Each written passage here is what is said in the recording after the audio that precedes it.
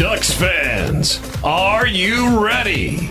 You are listening to the Ducks and Pucks podcast. This is the #1 home for Anaheim Ducks talk and analysis. Here we go. Welcome to the show. This is your host, Mike Walters, along with my co-host, Eddie Richard, and we are back with another week of Ducks action to cover. The Ducks were on a losing streak. They kept losing to Minnesota and Chicago, but then pulled off a comeback kids variety win against the Detroit Dead Wings and pulled that off. And Eddie and I were at a couple of these games as well, so plenty of stuff to get to. We got more trade rumor news, injury updates. We have a poll question talking about who we think should be the captain or whatnot. You guys had a lot of great responses, so buckle up. There's a lot of stuff to cover on this show, but before we get started, Eddie, is anything you want to talk about? What's been going on lately? You've been tripping lately. Yeah, like or I anything? posted on Twitter. So I was giving Mike crap last week because he fell at Honda Center. Well, my smart person idea decided to fall down my stairs 2 weeks ago. I had too much fun. I had my cousin come over, a few friends. On Friday night, we had a good time drinking with family, friends. I woke up, like a lot of you probably have before, woke up a little intoxicated still on Saturday morning at 8 o'clock and wanted to keep the party rolling. So started drinking with my cousin and my friends. I took some bucked up pre-workout just to keep me going. Toward the end of the night, my body was just done, drank way too much, and I just had to go downstairs to go, I don't know what I was going to grab downstairs. And I fall down my stairs, and now there's a big hole in my wall right now that I got to get fixed. So luckily, it's only going to cost about $300 to fix. My back is still hurting, but you know what, Mike? What's cool about it? I kind of got, well, not really cool, but I kind of got a mini concussion because I don't remember like 3 days of what happened before that. So I affected my short-term memory. But it kind of snapped a fire in me. I got a little fired up with career-wise, with writing and stuff like that. So that's I guess that contributed to the part of snap my brain back to get this like creative side going on. I wrote a pretty good article, which we'll talk about later. I have a really important job interview coming up tomorrow and Friday, so I'm looking forward to that. So just keep your fingers crossed and wish me luck. Hopefully, I can deliver the good news. Mike, you're the reason why I went to two. Actually, the last 3 games, so I want to thank you for that. We had a blast, and we're excited to talk about it. So, what's been going on with you, Mike? Well, all I know, I tried to is deflect me falling. All I know is this is my friend Eddie. He lives in a hole in the wall place now. And maybe he has a hole in his brain. I don't know. That one fan that was making fun of us for drinking seltzers, I got this lit and this drunk off Pink Whitney vodka and White Claw. So if people say seltzers aren't real beer, well, it made me really fall. So. Well, and that's the thing. If you mix it with vodka, which I have a Truly right now with a little bit of vodka is what I'm drinking, and that's kind of been my go-to. It makes things happen. You just, sometimes not always the best things happen, but, I'm glad you're okay. And I am finally okay too as well. My back or my side kind of hurt for a while. I think maybe I bruised a rib or something. I don't know, but, I've been fine. I got back to working out and I've been good to go, but, it's been a busy sports week. Went to these last 3 games against the Wild, Blackhawks, and Dead Wings, as I call them, and also went to the Rams game against Arizona, which that was a complete disaster. But I was excited to go because I just wanted to go see SoFi and check it out, and that place is ridiculous. If you ever get a chance to go, whether you're a Rams fan or not, that place is huge. I've been to the Coliseum in Italy, and I think SoFi is bigger than the Coliseum. I mean, that's how big this place is. It's massive. It's crazy. It's got to be, if it's not bigger, it's got to be pretty close. So if you ever get a chance to go, check it out. It's great. The only thing I would on the Rams on is their hot dogs. They're pretty sorry. The Ducks hot dogs are actually better than the Rams hot dogs. So if you're looking for a good hot dog, don't buy that at SoFi. I hate to say it, but they have teeny weenies for their hot dogs. It just is what it is. I took a photo and showed some friends, and man, Eddie, stuff is overpriced everywhere you go, but the Ducks hot dogs are way better than the Rams hot dogs. You know what's funny? I've never been to a football game yet, and I want to go. I had and this is like what screwed me up. I had a box suite, free tickets to go to the Denver Broncos game, but I was in the Army at that time, and I had to work. They call it fire guard, where you have to kind of stay at the barracks and kind of monitor the soldiers and supervise them for 24 hours. So I had to do that. So I didn't think I can go and get a pass from that because it's really hard and it sucks. But I was talking to one of the supervisors and a sergeant that was in charge, my E6. He's like, bro, he's like, you should have told me. He goes, I would have got someone else and you could have just took their shift next. It's like, man, I missed out on the opportunity to watch my first football game at Mile High. I'll keep calling it Mile High because everyone in Colorado still calls it Mile High. But my first football game would have been in a box suite. So it's like, man, I lost out on that opportunity. But yeah, I definitely it's my check box. I'm not a big football fan, but I really do want to kind of go and watch a football game and experience that. I've never done that before. I've been to a basketball game. Thank you for my buddy for taking me. The Lakers versus the Utah Jazz. That was kind of a fun experience and stuff. That was when beer was a little bit cheaper, but yeah, I'm looking forward to it and definitely won't buy the hot dogs if I go to SoFi. And once again, fans, if you guys are at Honda Center, do not buy the brisket. That's disgusting. It's just terrible. The hot dogs are pretty cool and they're good, but the beef brisket's terrible. We're actually like giving food stuff on here. It's going to be like Ducks and You know what? Pucks We have critics. to invite Gordon Ramsay at our next podcast. He can talk about all the disgusting food. He probably won't even like buy peanuts at a, I'm at afraid a of sports it. game. He might He'd be yell like, at us screw for this. something. Like, really, guys? Yeah, I mean, absolutely. So yeah, if you manage to go to the Rams games, the pizza there was pretty good. I had that. The hot dogs, no, it was like terrible. So also something I learned that was kind of cool. I'm a SoFi member. I have a lot of just financial stuff in it. And this isn't, I'm not getting any credit for pumping this up or whatever. But if you go there and either you're a season ticket holder or you have like the SoFi app on your phone and you have some kind of financial account with them, they have a separate little bar that you can go to. And sometimes they have players there. They had a retired player there talking about football and whatnot. So that's something to keep in mind. And you get 25% cash back, which is insane, on a SoFi credit card on anything you buy at the stadium. So whether it's food, merchandise, whatever, you get 25% back. Insane. And then I bought a few things and I saw my cash back and crazy. So, there are some advantages. It sounds like there. Mike won that $2 billion and he has some stock in the Chargers. He's just pumping the tires and giving a free ad. I know. And it's like I'm talking about this SoFi stuff, and I don't get anything from this. I'm just letting you guys know because my buddy, you guys will laugh. His name is Jack Walters, and I don't know. We're not like officially related. Maybe like somewhere down the line or whatever. But I think he's gonna go get a SoFi credit card now because I was buying everything because he treated me to the game, and I'm like, look at this. We got to go in this lounge, and we got to do this and that, and so.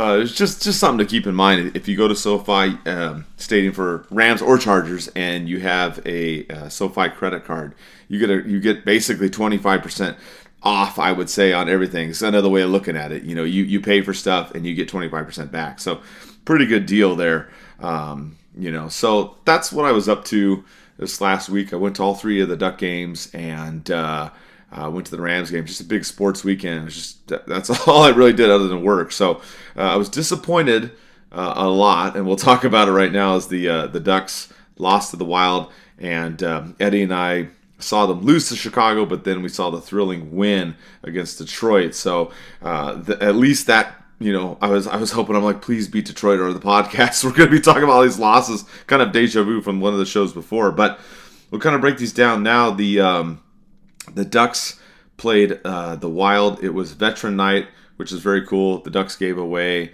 veteran themed hats to everybody in attendance, which was super cool. Henrique did not play. His wife was expecting and eventually had a baby, so congrats to him. And a weird game. It was very exciting in the beginning. You had Zegras scoring the quote-unquote Michigan, or the Zegras is I think we were the ones that threw that out there, but if someone else did, then maybe they came up with it. But I think we called it the Zegras. And it gets challenged and called back for being offside. Horrible. You had Regenda. He got called up, got his first career goal, which was good to see. You had Beaulieu getting another fight. But ultimately, this game, the Ducks lost. They were in it for 2 periods. Fortunately, Shattenkirk and Beaulieu got hurt in the second period, didn't play. The Ducks only had 4 defensemen for about half this game. Got into a bunch of penalty trouble in the third period and just got behind and lost this one. Yeah, it's unfortunate. People that have been listening, new listeners, I hate the Wild more than any NHL team ever. I hate them more than the Kings, more than the Sharks. So I was watching this game, and I thought the Ducks had it. I think it really screwed up their chance was losing the 2 defensemen. Running 4 defensemen probably kind of lost their chance, and the Wild just took advantage of that, capitalized it, and took the 4-1 win. It sucks, but it is what it is. I did like the nastiness of this game. I don't know what went on with these 2 teams, but they were just seeming to scrum every other whistle and getting each other's face. So there's some, I don't know what happened, the bad blood, but I'm looking forward to seeing the next game they play against the Wild, and hopefully this is more nasty stuff, and hopefully the Ducks get a win. But yeah, it was fun to see. We have to wait till December 3rd to watch the next game of the Ducks and Wild, but it should be a wild one. I think the Ducks would really want to win that game. Hopefully they'll have a regulation win by then. But yeah, I want to congratulate too Henrique on his new baby girl, Blake, I believe her name is. So congratulations to him and his wife. And also want to give a shout out to all the veterans, my brothers and sisters out there. I was Army. I'm a veteran too, but I understand a lot of people go through a lot when they get out of the service. So just wanted to thank you for all your hard work and and everything you've done and everything you sacrificed. And I hope a lot of you guys are doing well. And any veteran listening to this podcast, or if you know a veteran, if you want to talk, just send me a DM and hit me up, and I'm willing to talk and just shoot the shit. So thank you guys for Veterans Night.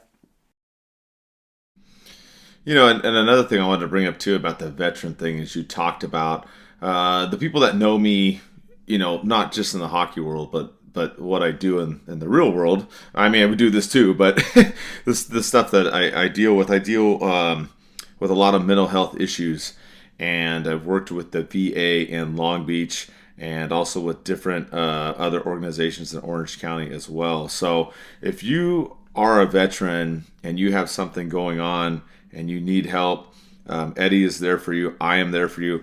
I was not a veteran, but my dad was, and 3 out of my 4 grandparents were. And I almost actually did go in the service until I got went a different route and got hired. But I have connections too. And if there's someone that you need to talk to, Eddie or myself can get you connected. So and it can be anonymous too. If there's something you have going on and you want to talk to either one of us, we're not. We'll keep it between ourselves and try to help you out. It's something that I've been doing, trying to think, going back to, I want to say like 2011 or 12. It's something that it's passionate to me, and I've done through my regular career. So, if you have some kind of concern, or maybe it's not even you, maybe it's a friend of yours that's a veteran, and you have something. Eddie's lived it.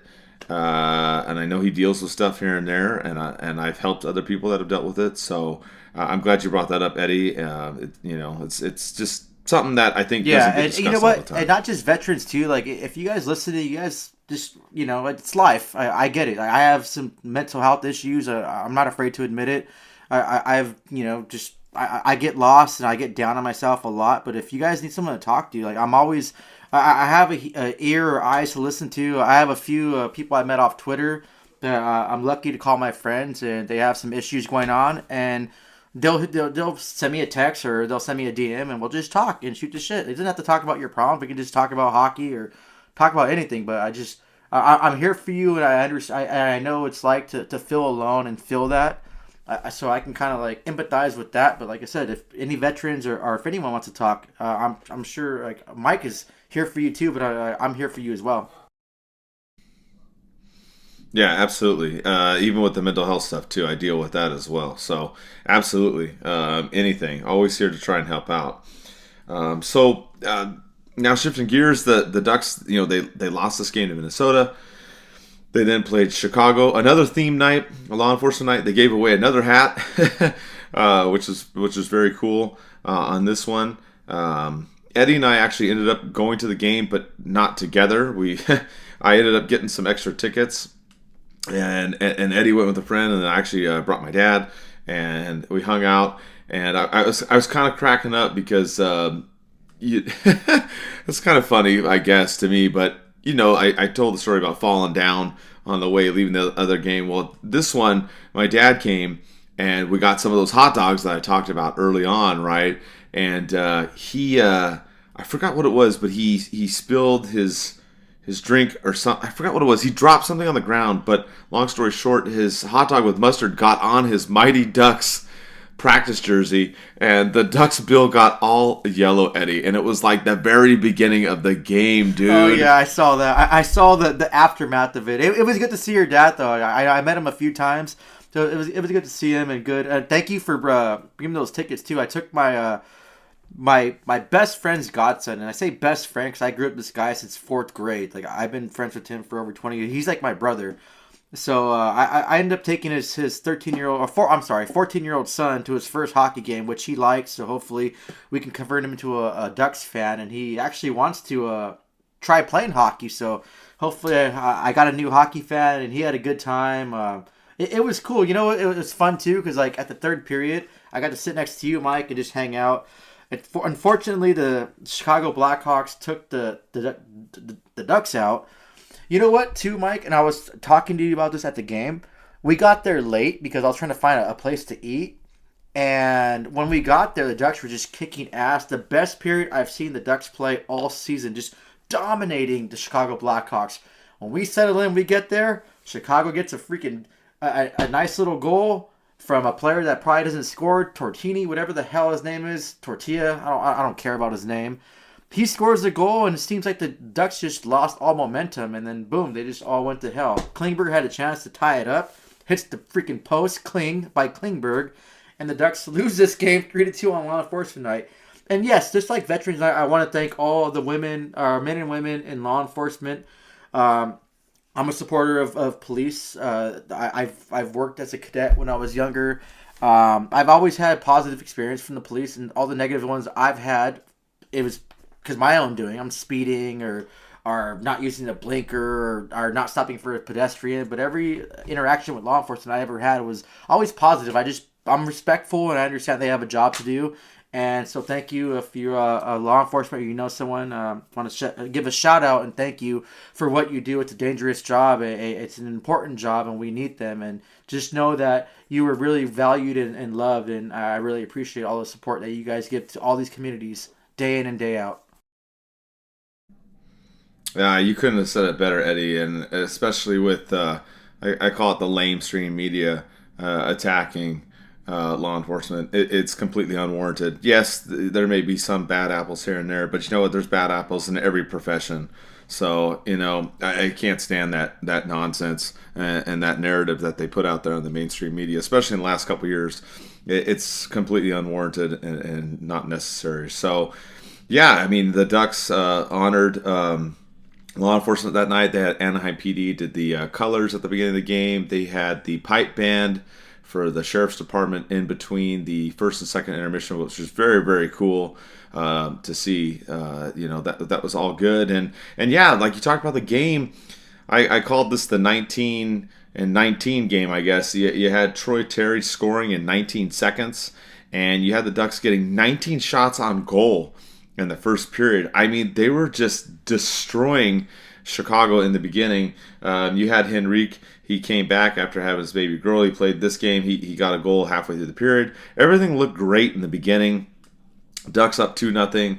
Like you said, they give up that goal late in the first period, and then the momentum just went towards Chicago.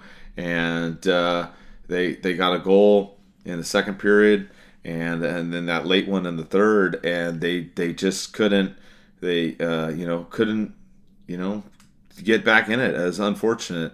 I felt like the Ducks kind of let off the gas halfway through the game, but I felt like they deserved a better fate too, because that last goal was a deflection that went in. I think the Ducks could have at least got a point out of this one. And yeah, it's frustrating. I hate that when the game-winning goal is some freak, deflection or weird play like that, and that's what happened to them with just a couple minutes left. And they couldn't recover. Yeah, and I was stroking off Kulikov and pumping his tires up last podcast, and of course it goes off his skate. I think this is the first time in franchise history that number 19 scores at the 19-second mark, and the Ducks had 19 shots in the first period. That's really weird stats. Everyone likes weird stats. That's a weird stat right there. But yeah, I don't know what happened to the Ducks and why they just let off. It was just crazy. The first period was dominant for like the first 17 minutes of it, and they let off that last 3. They didn't come back to form within the last until the last 2 minutes or a minute and a half of the third. Then they actually got the fire back and tried to come back into this game. It's one of those unfortunate things. Chicago is a team that's a bottom feeder and a rebuilding team, but for some reason they've been catching some fire and they've been surprising teams, and I think that they definitely caught the Ducks by surprise this night. Soderblom had an amazing game. He made some good saves, and I think he was a big factor in it. He made 39 saves out of the 41 shots that he faced. This is one of the few times the Ducks actually outshot an opponent. I think it's the first time all season they actually outshot the opponent by double. It was 41-22, I believe. This total shot was. Henrique scored his 100th goal as a Duck, and he's 10 points away from 200 points as a Duck. I listened to the Duck Stream podcast with Alexis, and she was mentioning that how Henrique was thinking about his new baby girl, his daughter, when he scored the goal. So that was good. And you know what? I think him having his daughter was something that fired him up, because he was buzzing. And I mentioned that to you at the game too. Dude, what the hell is going on with Henrique? He was everywhere. He had so many opportunities, so many chances. He was just where the puck was. I really loved his game. It's probably the best game I've seen him play all season. He was just everywhere. This was a game the Ducks should have won, and I was expecting a big win after seeing how lopsided it was in the beginning. But nope, Chicago came up and they wanted it more and played a little bit better, and an unfortunate bounce led to the Ducks taking another loss. Yeah, the unfortunate bounce sucked. I thought they'd at least get a point out of this. And as you talked about Henrique, he led the team with 7 shots on goal in this game, and he was all over the place. So yeah, it was exciting, and and this is kind of funny too. My dad just texted me right now a photo of his jersey, and he got the mustard stain out. So what timing, right when we're talking about this game? But he sent me a photo because he had a center ice gray jersey with the Mighty Ducks logo and the silver triangles.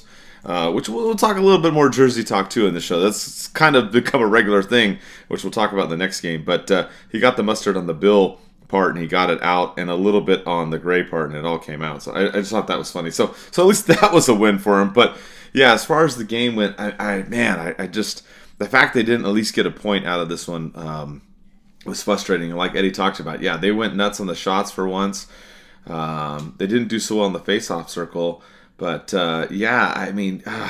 just a tough one. A tough one to lose like that in the last dying minutes of the game and have, that funky bounce and whatnot. But the good thing was the Ducks, another theme night. I guess it's theme night for the Ducks this last week, but they had Hockey Fights Cancer night against Detroit. The Ducks lost against Detroit already earlier in the season. You had Carrick finally came back and played. Hellison was called up but did not play in this game. Gibson was in net for this one. Stolars was actually in net in the Chicago game. And this one was the other way around. You had the Ducks get behind early on a power play, but then you had McTavish tie it up on a power play. Detroit got a late goal in the second period. We really thought they were going to go to the third 1-1, but they were down 2-1 and got down to the final minutes. And I thought, oh man, the Ducks are going to lose. They pull a goalie and Klingberg converts on a long bomb that gets through a bunch of people. I thought it was going to be touched by Strome, but it wasn't. and it doesn't matter. It went in a tie game with like 45 seconds to go, and then they go to overtime. They get a turnover. Strom and Zegras go back and forth with some passes, and Strom kind of whiffs, but he ends up knocking in the puck, and they win. And what a wild game this one was. But Eddie and I did go to this one together and hung out. And real quick, I know Tom, TOMO_WB on Instagram, asked us from the UK, what's our stats on when we go together, and we're 2-0. The Ducks won this one, but that was a crazy game. It looked bad and bleak until the last that minute, second Eddie. period was kind of boring, like you mentioned last night. It was just kind of like both of them just being real conservative with how they were playing. I thought I mentioned someone tweeted me yesterday. I totally just forgot the name, so my bad about that. But he asked like how the Ducks were going to do, and I thought the Ducks were going to lose. I thought Detroit wanted some revenge from having the 3-game losing streak, and I thought having Tyler Bertuzzi back. But I mentioned goaltending was going to be a big factor, and it was. I'm glad the Ducks came ready to play, and they didn't give up. Klingberg finally gets his goal. He scores. It was a fun game. It was good, and I'm glad that we went. How do we celebrate? I think he asked that too, right? Yeah. How do we celebrate? Yes, how that was I Tom. celebrated is I bought a tall can and just pounded it when I got home, which kind of didn't do me good because I kind of woke up a little hungover today, which is sad because we didn't even drink. I didn't drink that much last night, but I didn't drink in like a week and a half, so I guess that really hit. I'm glad McTavish scored a goal. I really want him to get going. You know what? He's tied for fifth among rookies in the scoring race with 8 points. We have Arizona's rookie with 10 points leads. It's weird. The whole rookie race this season is really slow. I think the clear winner of the Calder Trophy finalist that's going to come at the end is Logan Thompson from Vegas. He's been playing lights out, but yeah, 10 points from the number one rookie right now from Arizona. It's kind of weird. Other stats too I want to talk about. When I wear hats to the game, this is the second time I actually wore a hat to the game. I'm 2-0. And then this season, me going to games, just regardless, I'm 2-1. So there's some other stats for you. Strome scoring, it looked like a whiff, but he ended up getting it in and scoring, and we lost our mind, Mike. And then a shout out to the fan that told me last night, that kind of passed us hey, yeah, good job on the podcast. Thank you for those compliments. We love hearing it, and we work our asses off and try to give you the best shows possible. It's not an easy job. It's hard, like doing the podcast and to set up and everything. But it's fun. It's rewarding, and hearing those compliments just pumps our tires and makes us just feel that much better and stuff like that. So thank you for all the fans that listen, and thank you when you guys come up to us and let us know that. So we really appreciate that. Yeah, absolutely. It's always good to get that feedback like that. That was I didn't even know. I'm all, oh, cool. Yeah, right when we were about to leave. So that was awesome. You know what? If you see us at a game next time, just come up and hang out with us. Talk to us. We love talking hockey. We love shooting the shit. So just The celebration part, I thought of it like the end of Top Gun when Tom Cruise, right, and Maverick and Iceman, because you go to hug me and we're going crazy. The only difference is I have my phone out because I'm trying to record the damn goal. And I'm grabbing you, Mike. I know we were all going screaming, high five and hugging and shit. And then I got one hand and one eye, looking at the scoreboard, I gotta record this goal and get this thing, So that's how I I'm just laughing thinking about this right now. That's how I envisioned it is us just like that, screaming and high fiving and just we were fucking. I'm high fiving. You know what? I love it. I love hockey games. So when the Ducks score, I'm grabbing some random person, hugging him, high fives. I was talking to some girl and her daughter. She had a Kessler jersey. I was like, dude, I love Kessler. Nice jersey and stuff like that. It's just, I love hockey so much. You can just connect with different people, and you're talking to strangers and you're hugging strangers. It's just, there's no other experience than being at a hockey game, and I love it. Honda Center is awesome. I can give credit to Colorado. I've been when I was stationed over there. I went to a lot of their games, had season tickets, and those fans are amazing. Their staff are amazing. The staff over there in Colorado are top notch, and they're awesome. We also saw one of our ushers, Robin. She was actually off and attending a game, so that was good to see her non-working environment, her just relaxing, enjoying the game. One thing I want to mention too, we have to petition and have a big rally or something. Bring Phil back down to ice level. I hate seeing Phil up there in the rafters. He deserves to be lower. Yeah, if you don't know, I know I took a photo and posted a while back, but if you're sitting in like the 411, 412, 413 section, he's up there in the rafters. That's where he's at during the games now. He hasn't been down at center ice for a while, and it's like, come on, like I don't know why they're keeping him up there. And I know he wants to go back down there badly. And I don't know. I think you're right. Start some kind of petition or something, because we should Phil on the ice. Make a post and tag the Ducks and have all the fans just start blowing them up consistently until they bring Phil back down to ice level. I mean, COVID, this whole COVID thing is gone or whatever. It's now we're back to like normality. Like, bring him back down where he belongs. I miss going down and talking to Phil. Hey, Phil, how's it going? Like we always usually do. But we can't do that anymore unless we want to like hike up there, but we're not allowed up there. Yeah, so usually I'll send him a text and just he'll lean over the rail and I'll wave to him. That's cool last night. That's kind of it's kind of what I do. But yeah, you're right. They gotta come on, bring Phil down to the ice. Like, they gotta fix that. We gotta make that a thing. All right, now we'll talk about the team and the stats and all the stuff. And yeah. We had to bitch about the $18 beer again.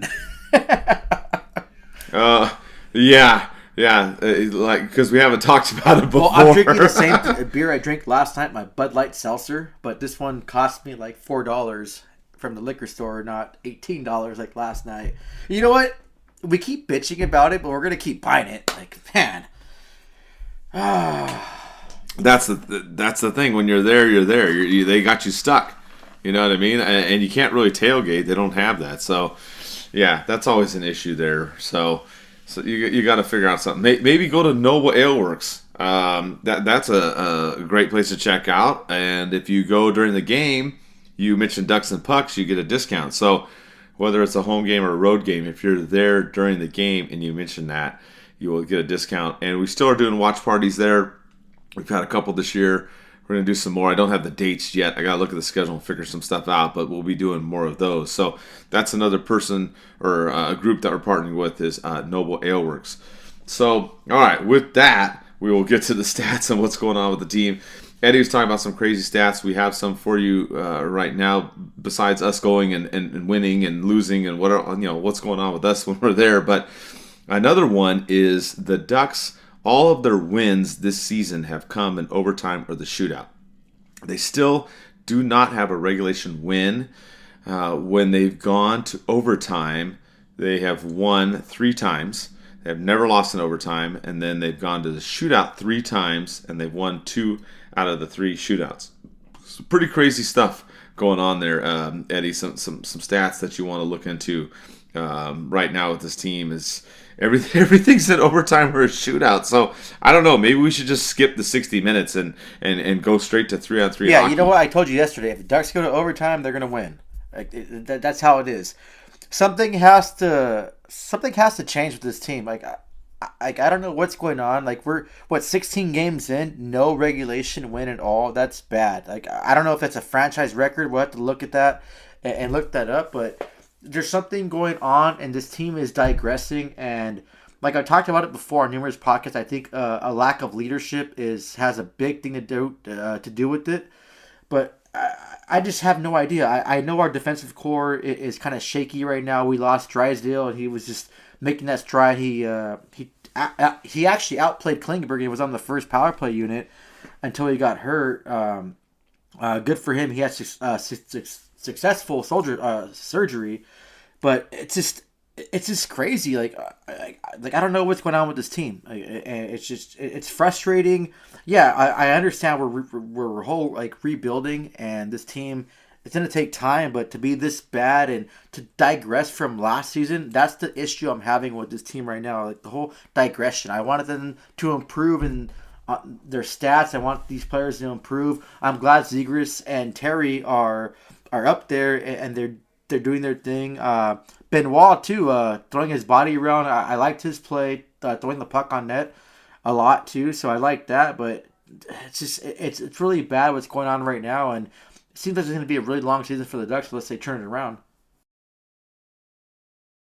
Yeah, I mean that's what we've been talking about. It doesn't seem like you're gonna see them winning a whole bunch of games. Though I didn't think that they played that bad in these last three. I felt Minnesota was unfortunate going down two defensemen. Chicago, I felt like they should have at least got a point. And then, against Detroit, they were able to turn that around and they got two. So I still think they're somewhat trending upward. I mean, their puck possession numbers are going up a little bit.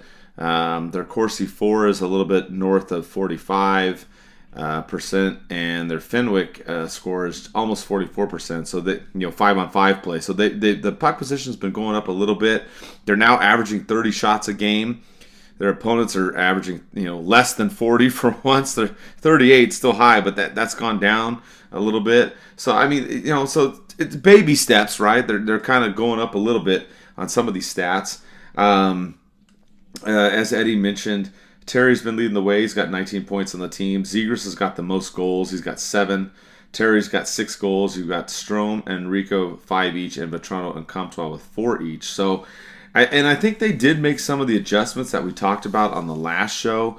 If you noticed, Terry and Zegras played together in the last couple games. We actually saw McTavish at center against Detroit, and they're putting him more on the power play. We saw Stolar start a game in there. I mean, I still think he should start more.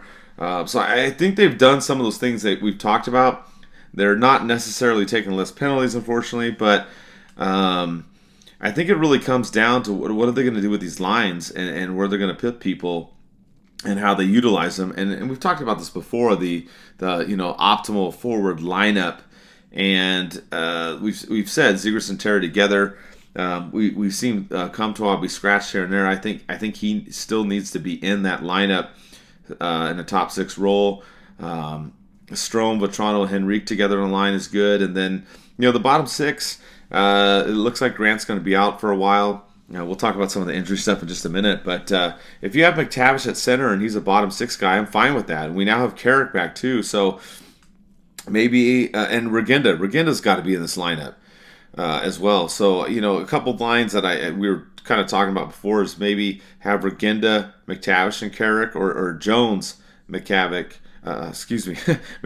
and Carrick, have them together on a line, and then Lundestrom and Silverberg with one of the other guys on there in the bottom 6, and leave it like that. I mean, Comtois, Zegras, Terry, Henrique, Strome, and Vetrano are your top 6 scorers, and I mean they should be top 6. If you want to throw McTavish up there and bump one of them down, I'm fine with that too. But I like the play of Regenda. He got his first goal with Grant out. He's on the IR, probably going to be a while. I think he needs to get in there more and give him a chance. I know they called up Godin and sent him back down. Didn't see too much out of him. Leeson they had. I wasn't really too impressed with him as well. But those are the 12 forwards that I see right now that I think the Ducks need to play in somewhat of that order that I talked about. I mean, maybe some tweaks in there if you have some other ideas, Eddie. But I mean, if you got these guys doing their thing in this lineup, I mean, with Zegras and Terry, we almost won 2 games in a row, and they were together. And then you have McTavish back at center, and he actually gets a power play goal too. Oh, heaven forbid, as well. So I think that's part of it. We'll get to the defense in a minute, but on the offense, I think Aikens needs to get these guys set up and put together, because switching around and scratching this guy or moving these guys around isn't going to help. It seems like he's just doing these lines like a chicken with his head cut off. He's just, I don't know, putting all these players in a little box and just pulling out and this who's going to play together. I don't like Regenda on the 4th line. Watching him play, he's motivated, he's fired up. He wants to be out there and contribute. He's going in front of the net. He's getting those dirty areas. he's out there skating his ass off. No, put him on a higher line. Silverberg, unfortunately, I like Silverberg a lot. I don't think he has a place in this team anymore. I think it's just only inevitable that a trade is going to happen. I think that a change of scenery with his injuries that happen, it's not working out for him. Silverberg is a prolific scorer, and he can score those beautiful goals with his wrist shot that he has. He has a sniping wrist shot. Trade him. You have the cap space, eat up his salary, and send him somewhere else and let him thrive over there and get some assets back for him. I'm sure there's a lot of teams will be interested in bringing him in. Yeah, I know he's the second longest tenure of the Ducks that's been on the team, but you can't have him on the fourth line. It's not working out. It's not paying dividends for anyone. It's I don't think it's right. I would move Regenda to the third line and have Jones, McTavish, and Regenda play. I know it might be a little off wing, but I want to see Regenda in a top six role, not that fourth line at all. And you know what? And Lundestrom too. I like his play. Lundestrom does all those. He just does everything that you want in a hockey player. He's not the biggest guy, but he gets in your face and he's willing to do that nasty stuff too that you need. Comtois, Z, and Terry. I love that first line. I love Henrique, Strome, and Vetrano. I love that line too. Strome and Vetrano, I want to give Verbeek some good credit because they just fit the Duck system so well, and I love seeing them. I know Tom asked about the reverse retro jersey that you actually bought last night too, Mike. He asked if I was going to get someone on there, and I bought mine blank from Adidas because I had like 20% off, and I'm cheap. So I'm going to save that 20% off, but you know, if I'm going to buy another player's name on my jersey, I think I do want a Zegras 46 jersey because a lot of accomplishments happened when he was 46. But I also want a Strome jersey. I followed him from when he was in New York with the Rangers, and I loved his play, and I'm glad that he came for the Ducks. You know what's funny? I wanted to tweet out that I wish Ryan Strome would be a Duck. I should have tweeted that out before they signed him. But yeah, I like his play. And the players that we picked up are fitting in, minus Klingberg. Klingberg seems like he's not fitting in with this Ducks organization, but you know he's still a valuable defenseman, and we'll get assets for him, and we'll talk about that later on in the show. But yeah, like I said, it seems like it's only a matter of time before Silverberg is on his way packing, and as he should. I think a change of scenery, it's going to reignite something in him, and whatever team gets him is going to be lucky to have him. And we're going to get some good assets in return for him. Yeah, I mean, that's one of the players that we've talked about. And we've got a couple more that we'll talk about in just a second as well. Some more trade rumor news in the next segment coming up. But for now, we had TJ Watson, 26, on Instagram asked, what's the deal with McTavish? Seems like he's playing well but not getting a lot of ice time. And I feel like, yeah, it's going back to this lineup, as Eddie talked about. You got to have the right guys in there playing the right time. And it seems like McTavish has gotten more time. He had over almost 15 minutes against Minnesota, 10 against Chicago, and then over 12 against Detroit.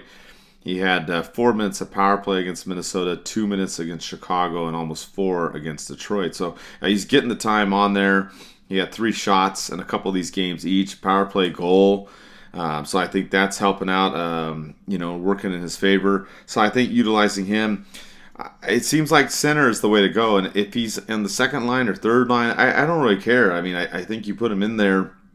And I'm with you, Eddie. I mean, Regenda, if you can at least keep him in top 9, I think that's the way to go on the lineup. And maybe you have Jones, Lundestrom, and Silverberg as the bottom line. Or you bump Carrick down there, however you're going to do that. But I like to see McTavish and Regenda at least in a top 9 role. They don't both have to be in a top 6 role. It's a little bit crowded right now with the way the other guys are doing, but you got to have them up there, and especially McTavish on the power play. And I think those are some of the things they got to work on. The Ducks power play still having issues, just barely 10%. Penalty kills having issues as well, and it's rough. And I think that if they're able to at least get the lines down more consistent, get the scoring going forward, and get that forecheck going, there won't be as much pressure on the defense. Though they've had their struggles with that as well. Some other issues too for the team, unfortunately, is injuries. And you have Derek Grant that was placed on the IR. It sounds like he has an upper body injury, which is a rib injury, so he's going to be out for a while, for what I heard. Shattenkirk has a strain in one of his legs. It sounds like it's not going to be that long. They still put him on the IR, but he should be back pretty soon. Boyu actually hurt his arm with all those fights that he was doing. So I don't know how long he's going to be out, but it may be a while for him depending on how he heals up. So Ducks are already, the wounded Ducks, as we've talked about in the past, they're missing some guys, but there's opportunities here for these other guys to step up and play. I don't think they need help on the forward. I think it's really just figuring out which lines. In terms of defense, the Ducks have all kinds of issues. They lost their fighter guy, like I said, Boyu, for a little bit. Shattenkirk, it sounds like he might be back in a little bit. But Eddie talked about, Klingberg, and he played better in this last game against Detroit, but overall, it's not been pretty. And we'll kind of go into the trade stuff now, because we've talked about the lineup and making things better, and yes, we've talked about trades before, but the team needs to do something, and there's some more rumors out there. So let's talk about. Actually, I'll do a little promo real quick. Z-Stack Life, check them out if you're looking for a good multivitamin with vitamin C, D, and zinc. It's a good one. I take it every day. zstacklife.com. Say my name, Mike, type in my name, Mike, on the website, and you get a discount as well. So zstacklife.com. Okay. With that, we'll talk about the trade stuff kind of going on here. Eddie and I have already talked about defense and whatnot, but there's been some more stuff that's come up lately. We talked about Toronto and the Ducks before. And the whole goalie situation. Murray's back, so that sounds like that's kind of a back burner. But the thing we have now with Saravelli, he's talking about Muzzin and them being out for a while, and he put out an article, and he's talking about Klingberg and possibly the Ducks trading him to Toronto. So I thought that was an interesting twist. It seems like Toronto keeps coming up with the Ducks. What do you think about that kind of scenario? Well, the first thing, I misspoke earlier when I mentioned Regina playing in top 6. I meant in top 9 role, not in top 6. So thank you for clarifying that up, Mike. So, yeah, that's what I meant. It's kind of weird with the Leafs right now. They lost Muzzin. They lost Brody. With Brody, if they put him on long-term injury reserve, they're going to have about $7 million in cap space. But obviously the Ducks are going to have to eat up a chunk of Klingberg's salary, which they can. They have the salary cap to do that, which is going to make him more valuable to other teams. Maybe it might be a better fit. The Leafs and the Oilers, for some reason, are like when there's a trade rumors, those two teams are in with everybody for some reason. I have no idea why, but it seems like they need something. With their goaltending situation right now, I know we talked about Stolarz possibly helping out the Leafs in goaltending, but they got Matt Murray back. He got his first win of the season when he came back yesterday. Samsonov's hurt, but he's going to be coming back, and Kilgren, he's been playing pretty decent as a backup now with to Matt Murray, so I don't think that's going to be a possibility of having Stolarz being traded over there. I still think Stolarz should be traded. We have assets for him. He's not being utilized as much for the Ducks.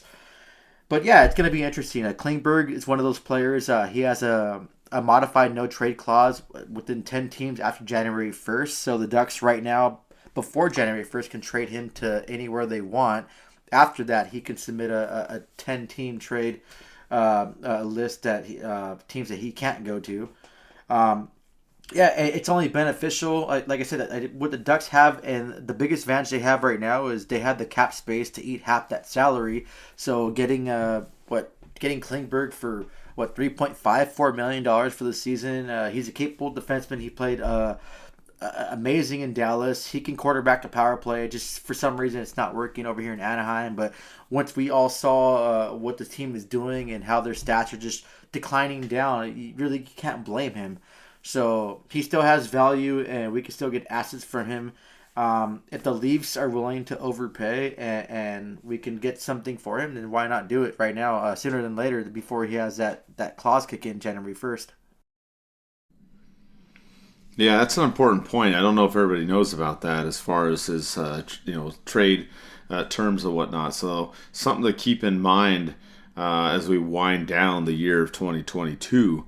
As far as Klingberg's concerned, and obviously Cervelli has him as number one option for Toronto. So, not saying that that's going to happen, but we all kind of thought that he would be a person that would be traded before the deadline came up. So definitely someone to keep an eye on. And then we've had some more.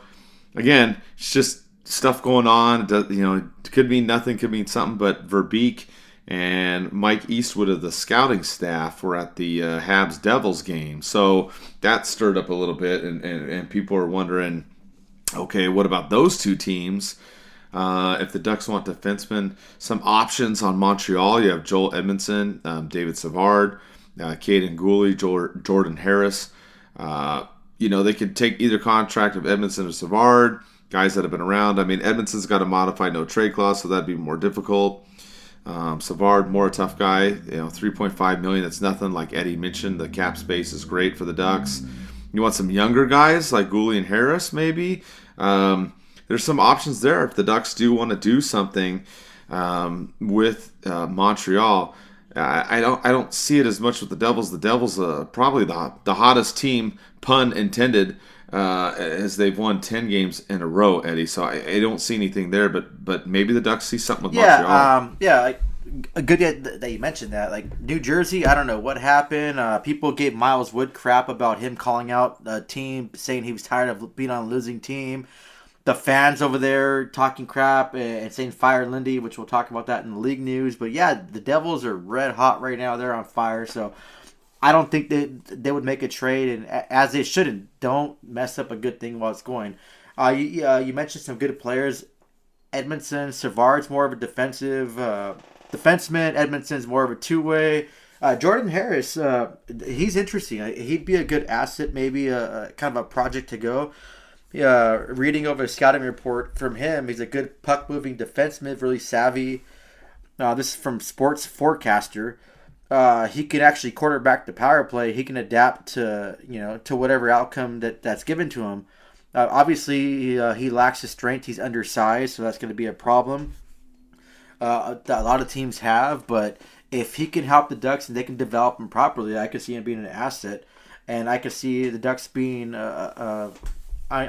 going for a player like this. He's young, and he can try to make things happen. And a trade to bring in more assets to help this rebuild is something that the Ducks should want to do. Edmondson and Savard are more established NHLers. They're not really going to help the Ducks in the rebuild process, but bringing in young assets is something that's going to be valuable for the Ducks, and I could see them going after Caden Gooley or Jordan Harris. Now, another part of this, too, and we saw this come up, is Comtois's name has come up.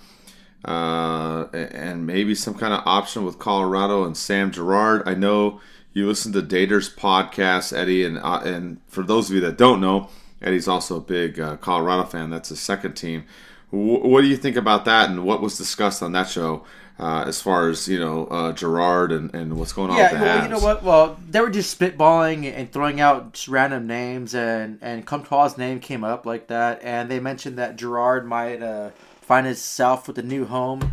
Come recently, he kind of got outplayed. He got hurt in the playoffs, and then Bowen Byram came in and stepped up and really established himself as a really full-time NHLer, and it's going to get a big pay raise. They have Devon Taves, they have Eric Johnson, who's playing really good this season, and Cale Makar rounds up their top four. Girard's an offensive defenseman. He has a lot of skill. He can quarterback the power play. He can bring the puck up on the rush. Undersized too. He's only 5'10", but I think that it'd be a good trade for the Avalanche. They have some injuries going on. Nishkinen's out. They have Landeskog out. They have McDermott out. They're going through some injury problems right now, and they're poised to win the Stanley Cup again. They have a really good team. They have superstars on the team with Rantanen, with McKinnon and Makar. I think that Comtois will fit well with that organization, and he brings that level of nastiness, getting in front of the net, and it'll be good. And he knows a familiar face there with he has what's his name, Josh Manson there too. We have former Duck Cogliano that just absolutely loves playing there and kind of sparked them and gave a good motivational speech when they were in the Stanley Cup final. So I think it's a possibility. We definitely need help on defense. We need someone that can be a top four defenseman, and Sam Girard can come over there, come to the Ducks and be that top four defenseman to provide that offensive spark.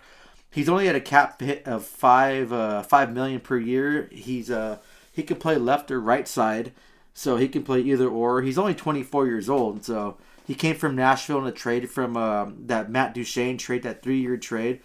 So it's something, a possibility that the Ducks can look at if they want to bring someone in like that.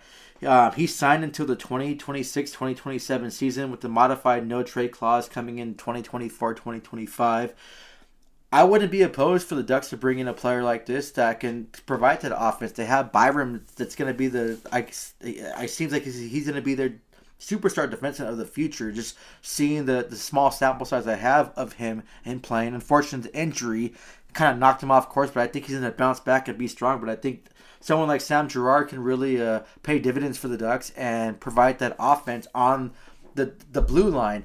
Yes, he does have some irresponsibilities of kind of being that defensive player, but he could still bring the puck up, bring the rush. He has that beautiful spin move that he does that just for some reason everyone knows he's going to do it, but it still trips up offensive players and defensive players when he brings it up on the rush. And we need more defensive like that. Bring the puck up and create opportunities.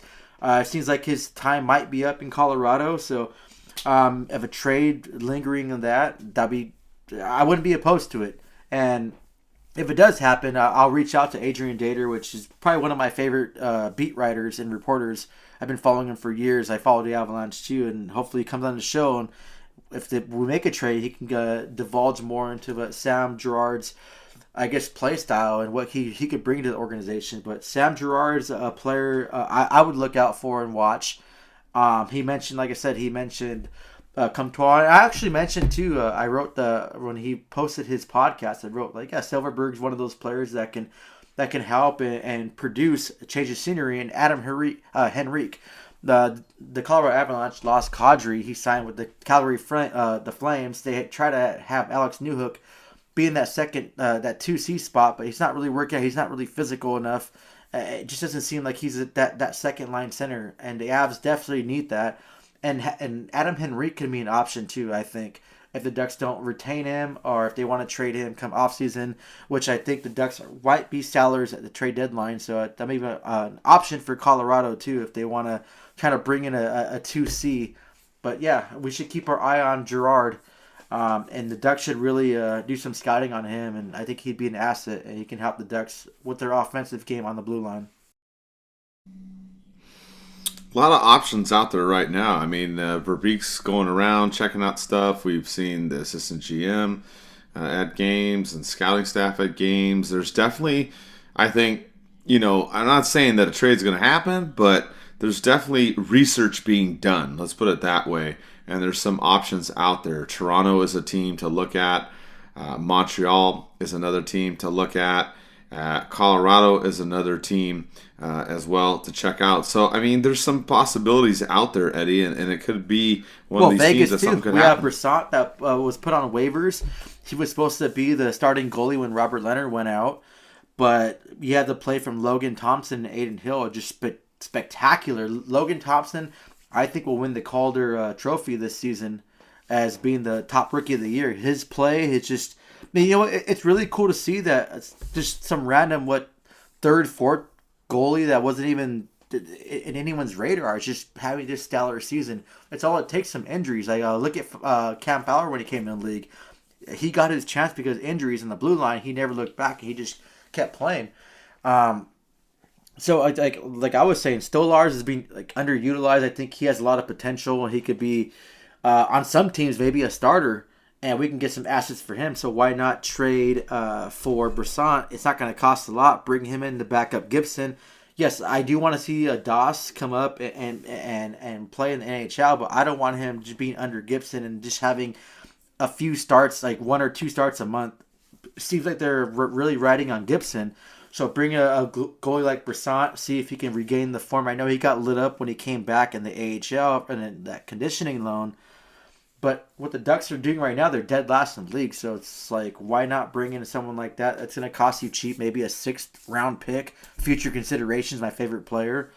And go from there. Trade Stolarz to a team that can utilize him and bring some more assets. We're rebuilding, and we have the opportunity right now with the cap space to bring in bad contracts to make trades like this. It's a really deep draft coming up this season, so we should take advantage of that and build our team from there and kind of just be the Ducks that we can be. Like this team has a lot of potential with Zegras and Terry kind of like running forward for it. So like, why not just make these changes right now and kind of take advantage of other teams that are having injury struggles and trade. Like I said before, we should have traded Stolarz to Toronto weeks ago when they were down to their 3rd and 4th string goalies, but we didn't. And I don't want to see the Ducks make the same mistake with Bob Murray did when Raquel, he was on a trading block. He was red hot. We could have got so much for Raquel, but Bob Murray was drowning himself in an $18 whiskey or something. Yeah, or an $18 seltzer at the Honda Center. No, you know what? As red as Bob Murray was, no, he was drinking liquor, definitely. A couple things you touched on there, and it kind of leads into our goals update. So kind of talk about that now. But you mentioned Stolarz, maybe some kind of trade with Vegas and things like that. And then we had Dossel just tearing it up lately. That's the other part of this equation. The goals haven't been the best. They're 9th of the Pacific. They're 5-8-0, kind of similar record to the Ducks, but they won 2 out of their last 3. And Dossel was the AHL Player of the Week, and he just destroyed it. 83 saves against 86 shots. I mean, good God, he's just killing it. You mentioned the Vegas Knights. The Ducks played the Silver Knights, the AHL team, and they destroyed them 7-0. They did lose to the Bakersfield Condors 2-0, and then beat the Reign. Obviously, the Kings product, boo, but they beat the Reign 4-1. And he made a fantastic save too against the Condors, where he just stole the puck. Just crazy. I mean, so. Going back to the trade stuff you're talking about, Eddie, I mean, if there's a team that you're going to do stuff with, if Toronto's not an option now, they got Murray back, but I mean, if the Ducks want to bring in someone else, Gibson, to back him up, or if maybe it is a Montreal team, or like we said, maybe the Devils, I don't think it's much because they're hot, or Colorado, you could trade Stolarz to one of these teams out there that either is looking for a starter or a backup or whatever to help the team out, and then get something in return. And it doesn't necessarily have to be a goalie. You have Dossel killing it if you want to bring him up, but part of that whole thing is the way that the Ducks manage the goalie situation, and that's part of them improving. We've talked about taking the pressure off Gibson. I don't think the Ducks do that enough. I think they play him way too much.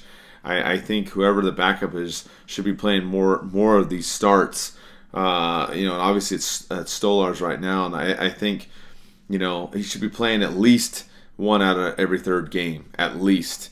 Maybe 60-40 even. I just feel like with Gibson, they lean on him way too much and put too much pressure on him. But if the long-term plan is to keep him, then I would think, well, okay, but what is going to be after that? Is it going to be Stolarz after that? Is it going to be Dossel after that? So that's some more stuff to think about as far as in terms of potential trades and trying to make this team better. But yeah, if you're not watching all the Ducks games, I definitely check out the goals games. They're not top in the Pacific Division, but they're definitely exciting to watch. See, if you want to really blow it up, like trade Gibson. Like Verbeek has no emotional attachment to him at all. Verbeek, which he proved last season, has no. He wants to win. He wants to build a roster. You saw Lindholm, Raquel. my best buddy Delorier, which I want to cry right now because he's gone. They're all gone. So trading Gibson to a team that really needs a superstar goaltender. Gibson's still good. He's a phenomenal goaltender. He's playing on a really bad team. Someone like Edmonton has having goalies troubles. You have Stuart Skinner taking over the reins over Jack Campbell. Jack Campbell hasn't played up to par, and Edmonton has been having goaltending problems for years. I think he could solidify that spot, and he can thrive in Edmonton with a core like that. It just has to see like what's going to happen. What do you want for this team? We have Dosto playing lights out in the AHL. It seems like he's ready to make that transition to the NHL, and that save against the Condors was just beautiful. The reason why their record's so bad is not because of his play. It's the team's just been inconsistent. Like Thomas mentioned in his article, it's inconsistent, but they've shown flashes of greatness. We have to figure out what we're going to do with this team. I mean, if we're going to trade Gibson, do it. Just rip the Band-Aid off. It's going to hurt. I'm not saying let's trade him. I'm not like trying to spark a goalie controversy, but we have a capable goalie in Stolars that can probably take the starting role and take that temporarily for the season, and Dostal can back him up and get the equal amount of play, have a 1A, 1B kind of situation where both goalies play equal amount and get Dostal that NHL experience and have him transition. He's been playing well in the goals, and I think he's probably one of the goalies of the future, hopefully. I think Gibson would be huge for the Ducks, and it would thrust their rebuild a little further and sooner than we're expecting. It just all depends on what Verbeek's thought process and what he wants to do. Obviously, this team is doing horrible. It's horrid this season. No regulation win at all. We're like relying on overtime. We're probably going to break an NHL record on the most overtime wins to start a season. Like I don't know, but something has to give. Something has to go. And I'm mentioning it right now. I think a trade's going to happen within the next 2 or 3 weeks. It's going to be a small trade, maybe a significant one, but something's going to happen with the Ducks. They can't sustain this trajectory and just do this. Like 16 regulation games or whatever, and you have no regulation win. Something has to give. Verbeek has to do something to change his dynamic of the team. You can't just thrust forward and have this team do that. A coaching change, which I don't see is going to happen anytime soon, but something's going to happen. I'm telling you, fans, 2 or 3 weeks, we're going to have a trade or something significant is going to happen with this team that's going to thrust them and try to get them out of this funk and get their first regulation win. Especially if we go through this week when we play the Jets and St. Louis Blues and we don't get a regulation win, something's going to happen. Like it has to happen. Like you're the GM of the hockey team. You have to do something. Well, that brings us actually to our next segment, which real quick, I'll just remind you that we're part of the Old City Sports Network.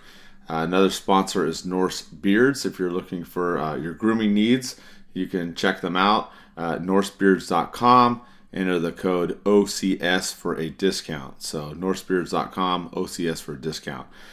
So Eddie's pretty emphatic about this trade going to happen, and I don't think that he's wrong. I think that is definitely something that it has to at least be entertained right now because we know that Ducks personnel have been at a couple of games. It's not a secret.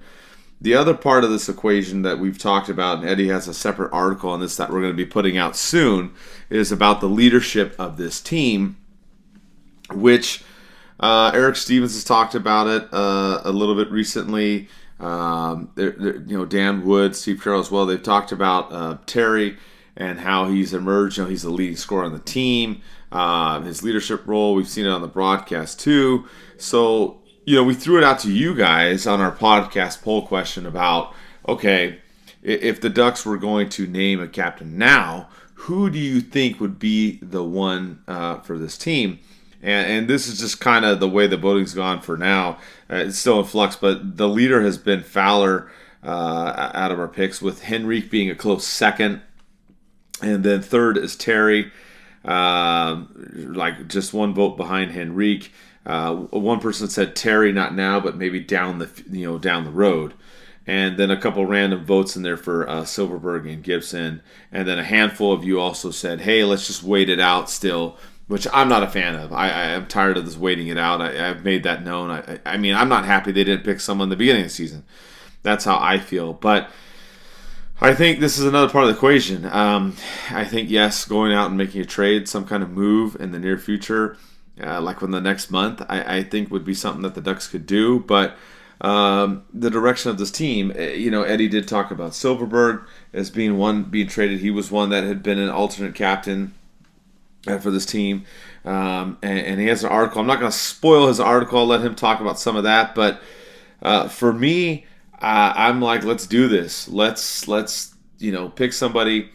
It seems like Terry's the one that's emerged somewhat, also from comments of Dallas Aikens and whatnot, that he would be a one to go to if he's too young or too new or whatever. If that's kind of the holdup or whatever with Verbeek or whoever else talking about this, then maybe you do go with Henrique or Fowler, the guys that Fowler's been on the team the longest. I get that, and Henrique has got his contract on there. It'd be another solid choice. And those are the top three that you guys picked. But I think that's part of this equation is getting that taken care of. I think it's silly to me with the three alternates. I don't like it. I don't like that it's dragging out. I'm just not a big fan of that. I just don't like it. So I think that they should pick somebody. And my vote's Terry. That I would go with. If not, then I would go with one of those senior guys. But Eddie, I don't know how much you want to share of your article or spoil it or whatnot. I mean, we're still going to put that out.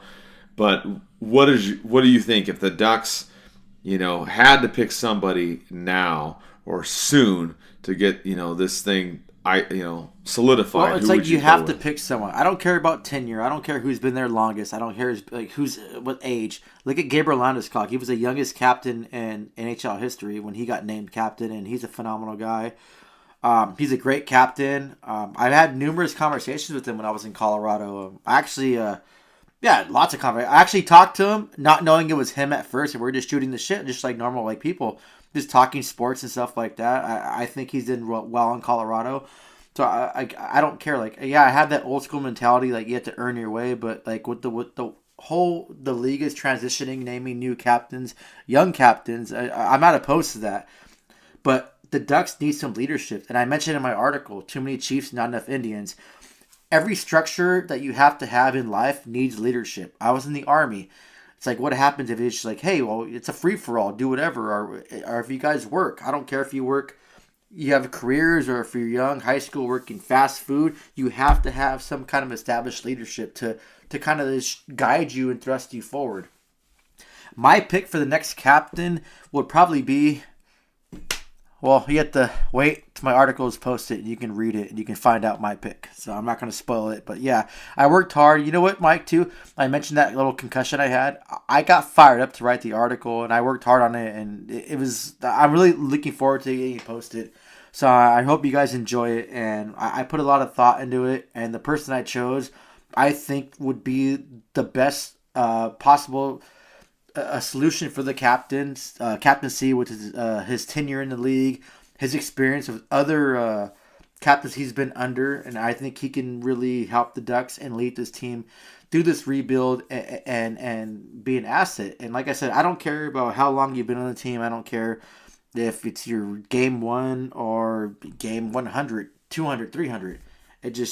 I think the best possible leader is going to put the team first, accept responsibility, not make excuses, and kind of be that leader. And hey, when your team is down, you be that voice. Me personally, when I played hockey, like my little beer league, when I played competitive, I was never a leader. Like I know that for a fact. I was never one of those people that could be a leader, but I've served under good leaders. I watched this game long enough. I have numerous conversations with Landeskog and other captains in the league that just seeing their demeanor and how they interact. It's like, okay, that's what a leader should be. And I was in the Army, so I've dealt with a lot of shitty leaders, but I dealt with a lot of amazing leaders, and leadership is important. So I'm looking forward to the article being posted out, and I'm looking forward to seeing all you guys' responses when you read it, and if you agree or disagree. But the thing is, we have to name a captain. We have to have someone shooting forward. And like I mentioned in my article, no one will ever replace Getzlaf. Getzlaf was probably one of the best captains in the league. And I want to go out there, maybe the best captain in Ducks history. I know there's a lot of amazing people that wore that C. Paul Correa, Scott Niedermayer, but it's something about Getzlaf, but just been that consummate professional. And I don't know. It's just I put a lot of thought and effort, and I really thought about this article and who I selected to be the next Ducks captain. I think it's going to pay dividends for the Ducks, and it's going to help them thrust forward. And like I said, I don't care if you have a couple years left in your contract. I don't care if you sign long term. I don't care if you're just traded to the damn Ducks. No, we have to have a leader, someone that's going to be that voice and be, like I said, that strong leader, Mike. I'm sure the jobs you worked before in your career, you have to have a structured leadership, and leadership can kind of reflect on the team's attitude and what they're going to do. Yeah, I mean, you couldn't have said it any better. Absolutely. I mean, you have to have somebody that's going to guide the team and send them in the right direction. That's going to make them go. I think improve. I mean, that's the ultimate thing. I still think the Ducks do need to make some kind of trade. And I think they need to pick someone that's going to run this team. And they got to figure it out. Even if it's someone that's just going to finish out the rest of the season. And then you switch to someone next year. I mean, you got to figure it out. So I won't go too much more into it because I know you got your article and we'll post it and let people read it and then decide. But definitely something to think about. With that, we'll get to the last segment. We'll talk about the league news, some stuff going on. Talk about another leader for the Ducks. Teemu was at the Hockey Hall of Fame wearing his Hoffa helmet, which I was cracking up. Photos of that were flying around. You had the Sedin brothers and Luongo, Alfredson, and a few others that made the Hockey Hall of Fame. So, not that we're going to bring Teemu back, but I mean, I was cracking up at that. So they announced the Hockey Hall of Famers this time around. And just funny to see him out there wearing that helmet. I just always crack up and see him taking those funny photos with his thumbs up. Oh yeah, I love him. He's just one of those people. Just he's well loved. About I can't see anyone talking bad about Solani at all. He's such a great guy. And then when you're around him, that aurora that he brings, you're up. Like I said, I went to his restaurant. I just asked him just to say hi. He came to the table just 20 minutes just chatting with me. He called me an idiot because I had a knee brace on because I blocked the shot playing hockey. He asked me, "Are you a goalie? Are you a pro?" No. He goes, "You're an effing idiot. Don't block shots. You're not a goalie. You're not you're not a pro. Just go play your thing." That was just awesome. It'd be cool to him come back and just throw in that seed, just one game, or just to warm ups. That'd be awesome. Or if we could have Getzlaf come back, just half the season, hey, you want to just come back and lead this team? But yeah, Solani is just awesome. I can't even say any more about that. I love the guy. Yeah, and the other part too that you mentioned Getzlaf in there too, and I can't remember if we talked about this before on the show or not, but. Obviously, Solani's in the Hockey Hall of Fame. What about Getzlaf? And I would say it would be a yes. He won a Stanley Cup with the Ducks. He was the team captain forever and a day. Did a lot of great things in the community, too, as well. So, I don't know when that would happen. But, I mean, if I was to say that, if someone asked me, would you throw Getzlaf in there? I'd say absolutely. Oh, yeah. I think he's... I think he's earned it. He has a cup. What he's done with the Ducks organization, his leadership ability, and the people that are being let in the Hall of Fame, especially ones without Stanley Cups. I think he definitely is going to be the next player that's going to be in the once that ballot comes out, he'll be a first ballot Hall of Famer. I'm looking forward to that. I'm looking forward to having his number retired too at Honda Center because it's coming. It's definitely coming. Yeah, so another, good Hockey Hall of Fame inductees, if you didn't check it out. Let's see, a couple other things here around the league to kind of wind up the show here. We had, Arizona's back in the news. I don't know. It's kind of interesting, Eddie. I guess they're talking about having an outdoor game, but I mean, are they even going to be in Arizona in the next few years? I don't know. Like what did Craig Morgan reported that in the next 5 years they want to have an Arizona outdoor game. This team needs to figure out where the hell they're going to play. I know they're going to vote in Tempe if they're going to want to have a team there. It looks like they're going to vote yes on that to have a team, but it just seems like this team is just dragging on. Like, hey, Quebec's ready for a team. Look at Winnipeg. People didn't think Winnipeg would thrive, and they're thriving over there when they brought them back. I just think that it's just a failed experiment that's going on in Arizona. I wish them all the best. I would hate for a hockey team to dissolve. It just seems like it's just kind of dragging on the inevitable. It's going to... inevitable. Damn. The Bud Light Seltzer's getting to me already. No, it just seems like it's dragging on. Like, it's just... What's the point of having an outdoor game? And it's not going to be in Tempe. It's not. It's just. I don't think it gets cold enough. Maybe Flagstaff, Arizona, if you want to go over there. It's beautiful. I've been there a few times, but I don't know. Arizona needs to figure their stuff out. They're playing at a college right now, and it just seems like to just kind of dragging on this team that's just not really gonna be there or be successful. And no disrespect to the fans at all for Arizona. I wish them all the best, but it's just. I mean, enough is enough. Like, when are you going to just cut your losses and try to move this team that's going to thrive somewhere else? Yeah, I mean, if I'm taking a bet on the Arizona outdoor game or them being moved somewhere else, I think they get moved before there's an Arizona outdoor game. I hate to say it, but rough situation in Arizona, so we'll keep an eye on that. And then Buffalo, we talked about hockey fights cancer. A good moment there. Oh, yeah. Eddie, So Bergeron and Tage Thompson had some interactions at center ice, and people were saying, he's like congratulating him on his play of this season, which has been pretty good for the Buffalo, probably their best player. But no, he was actually asking about Thompson's wife that was she had some cancer removed from her leg a few years ago, and he was just kind of making sure that she was doing okay. They have some ties, family, friends, so Bergeron and Tage Thompson have some history together.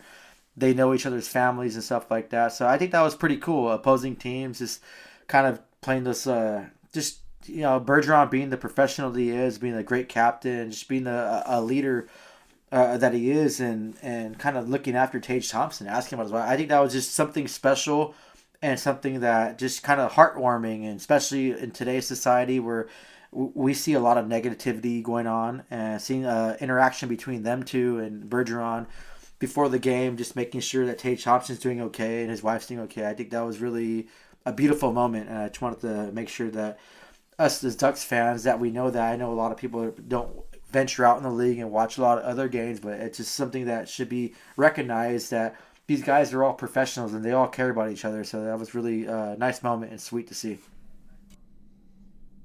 Yeah, an extremely good moment, especially, with all the hockey fights cancer stuff going on too as well. So, and like you said, too much negativity. It's better to have more positivity going on out there. And kind of speaking of negative going to positive, we had New Jersey. The fans, they were all upset at the coach and wanted him out. And now they're on fire. They're now, chanting, "Sorry, Lindy." After the winning streak, that was so funny. The fans in New Jersey were chanting "Sorry, Lindy" after they were chanting "Fire him" after the first two games. They were chanting "Fire him" when the Devils were leading the Ducks when they played. They were chanting that too, and now they just said "Sorry, Lindy." And he joked at the press conference, which was funny, saying he accepts their apology and he can't wait till maybe they could all sit down together and have a beer and laugh about it. So that's pretty cool. You know what? I'm glad the Devils are on their hot streak, their heat streak. Their fans went through a lot. Their play of late, last few seasons were really down. The Devils went all in, bringing some big name free agencies. It kind of backfired on them. So I'm glad to see that they're just trending upwards. They're going bananas. Miles Wood called them out. They looked like they were going to trend downward, and they looked like a legitimate contender. I know Matthew Tkachuk said that they're one of the hardest teams to play against on one of the podcasts I was listening to. So that's good for them. Good. Miles Wood called them out. He got a lot of shit for that, but you know what? It sparked a fire under them, and that's cool. They just, I don't know. They're playing. They're the hottest team in the NHL right now, and That's good. Speaking of the Devils, too, I want to throw out there PK Subban got a new deal with ESPN, so he's going to be one of their analysts on there, too. PK Subban, a great defenseman in Montreal. It just seems like he's the kind of player that had some locker room issues and only cared about his own image. So, as a player, I loved everything he did for the Children's Hospital in Montreal and how he played that superstar defenseman. It just seems like he lost that way and he was just more about himself. But I'm looking forward to seeing him on ESPN. Hopefully, Leah Hextall takes the seat. He gets more games called because Leah Hextall has been trending lately of being one of the worst analysts out there. But yeah, congratulations to PK Subban, and I think he'll have really success being an analyst going forward. Yeah, that should be interesting to see him in that role. So I'm looking forward to that as well. See how he does. Might bring some, liveliness and comedy as well to different broadcasts and whatnot.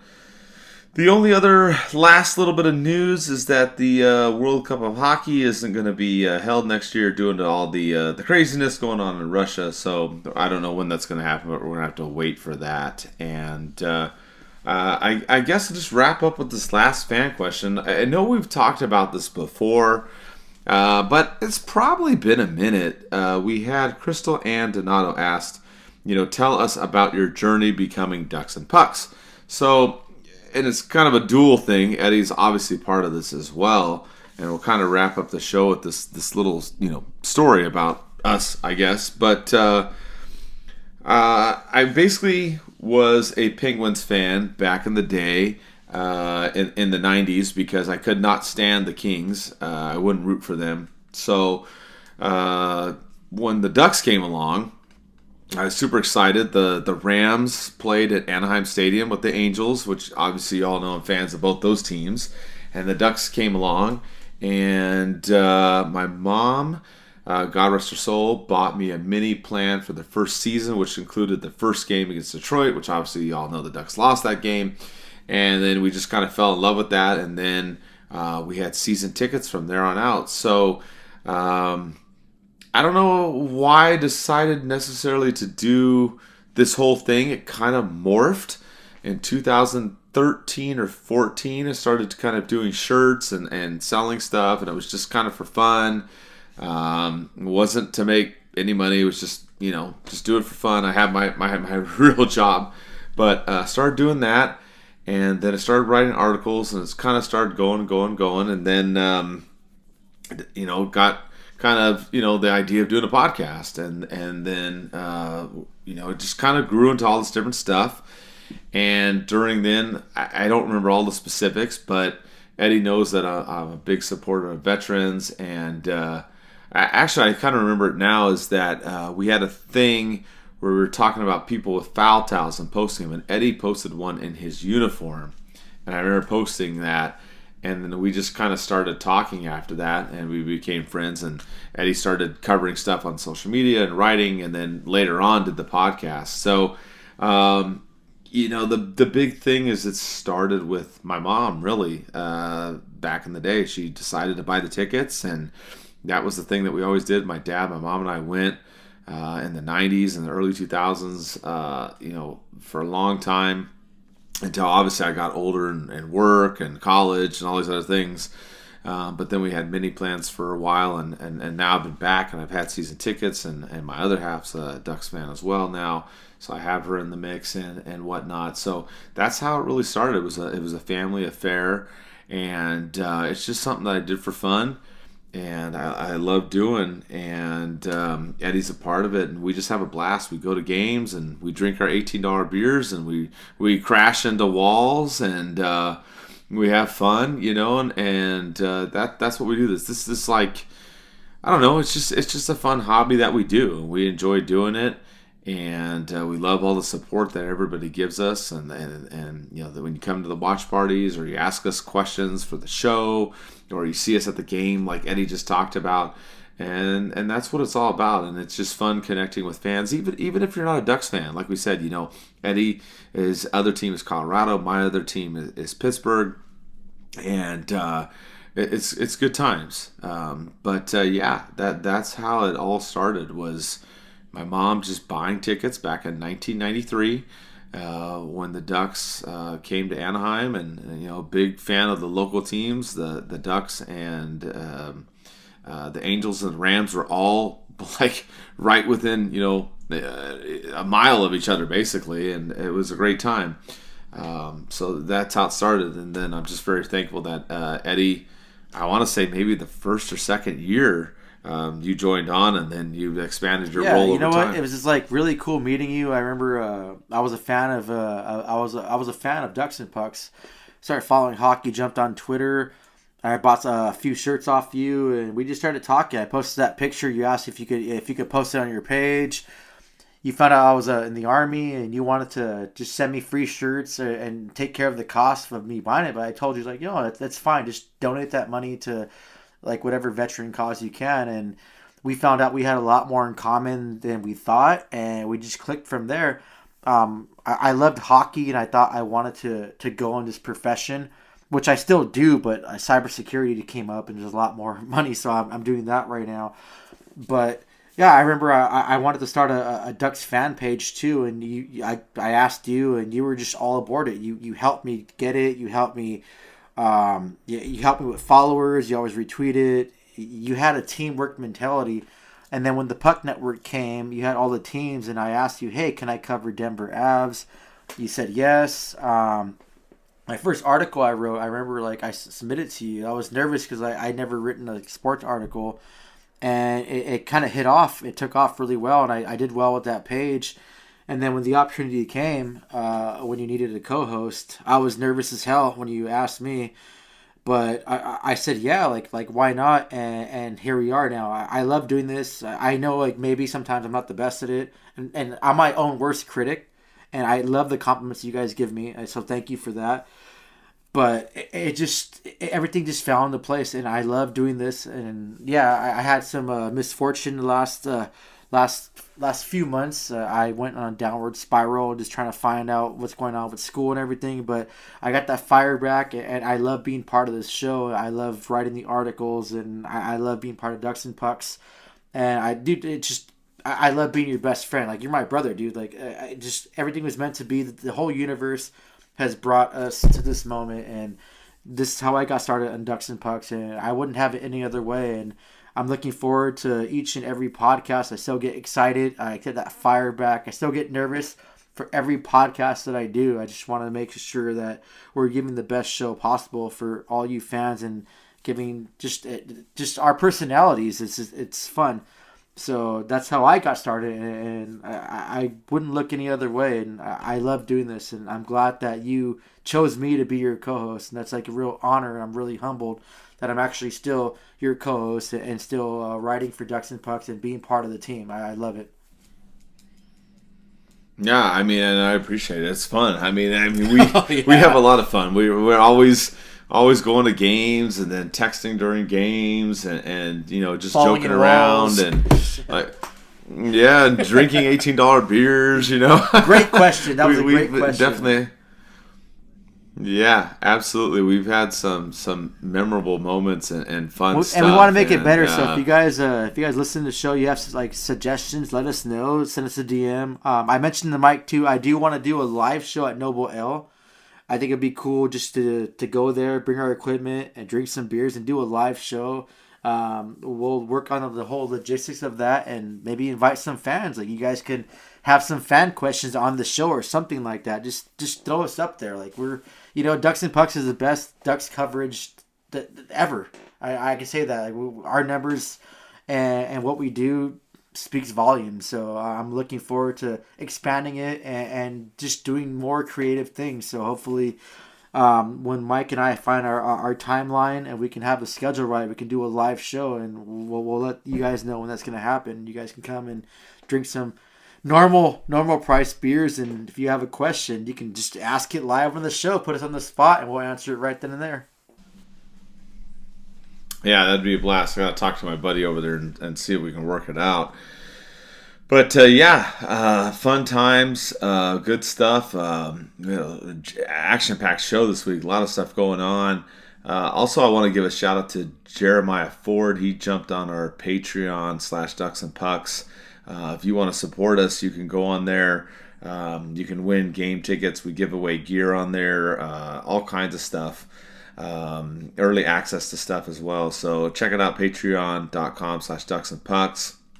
Also, thank you to guys on our YouTube, youtube.com/DucksNPucks podcast. Over 1,000 followers. Been fantastic. And if you want to get any gear, check out our website at tpnhockey.com. So, like I said, just appreciate all the support. Wrap up the show. We'll keep on cranking it and grinding. And love you guys. Appreciate all the support. And let's go Ducks.